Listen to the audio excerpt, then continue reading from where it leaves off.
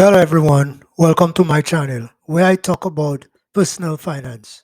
Today I'm going to talk about, do you still invest in the stock market? Let's get into the video. With all the economic uncertainty going around now, there is a question about, do you still invest in the stock market?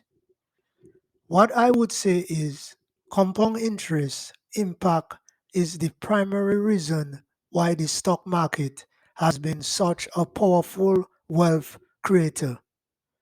While there are opportunities for short-term gains in the stock market, it is actually a safer idea to keep your money there and allow compound interest work its magic over the long run. First off, you really assume less risk the longer you leave your money in the market. The S&P 500 index has actually never lost money over any 20-year rolling period, despite the fact that no one can forecast what the market will do from year to year. When you consider how volatile the market can be in the short term, that statistics is astounding.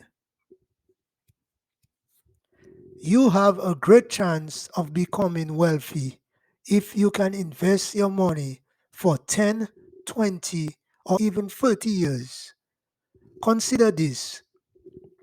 If you can invest $10,000 and earn 10% annually, deducting your earnings each year, you will have a net profit of $30,000 after 30 years, or three times your investment.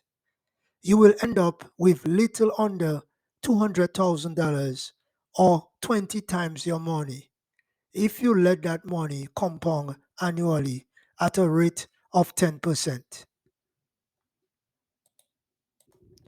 The greatest and safest approach to create genuine wealth in the stock market is to remain in it, even though this may not be the response people seeking a fast buck want to hear.